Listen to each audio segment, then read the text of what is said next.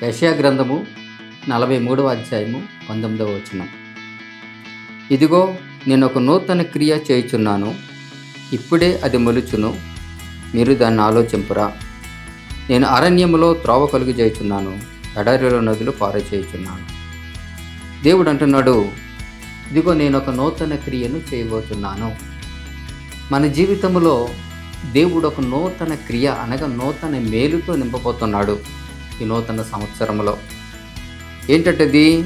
అది ఇప్పుడే మొలుచును, ఇప్పుడే కార్యము చెయ్య తలపెట్టాడు దేవుడు. అది ఇప్పుడే మొలుచును అంటే కార్యము ప్రారంభమవుతుందని అర్థం. అలాగే అరణ్యములో త్రోవను కలుగు చేయుచున్నాను అన్నాడు. అరణ్యములో త్రోవను కలుగు చేయుచున్నాను. ఆ త్రోవ తెమ్మిదర అని నడిపించేది. ఎటు అన్ని మార్గాలు మూసిపోయాయేమో, కానీ దేవుడు మార్గాన్ని తెరుస్తానంటున్నాడు. నీ జీవితంలో ఒక మేలు చేయడానికి మార్గాన్ని తెరుస్తానంటున్నాడు. అలాగే ఎడారిలో నదులు పారజేస్తాను అంటున్నాడు. ఎడారి జీవితము, ఎండిపోయిన జీవితము ఎడారి జీవితం. ఇసుక తెన్నులే, అక్కడ ఏది ఉండదు, నీరు ఉండదు, ఎండ.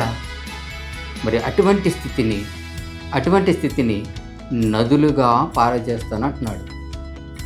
మన యొక్క జీవితాన్ని, అరణ్యమైనటువంటి జీవితాన్ని త్రోవ చేస్తానంటున్నాడు.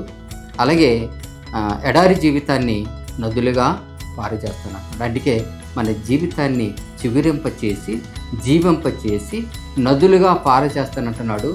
నీవు జీవించబడి నేను జీవిస్తూ అనేక మందిని జీవింప చేయడానికి మనం ఒక నదులుగా పారజేస్తున్నాడు. అదే జీవ జల నది మనలో నుంచి పారజేస్తానంటున్నాడు. కాబట్టి దేవుని బిడ్డలారా, ఈ నూతన సంవత్సరంలో మనము ఆశ కలిగి, దేవుని యందు భయభక్తులు కలిగి, వాక్యమందు శ్రద్ధ కలిగి, దేవుని మీద ఆధారపడుతూ మన ప్రయత్నాలు చేస్తూ, ప్రార్థన చేస్తూ ఆయన చేయబోయే మేలును మనం అనుభవించవలసిందిగా తెలియచేస్తూ, ఈ నూతన సంవత్సరంలో I wish you happy new year.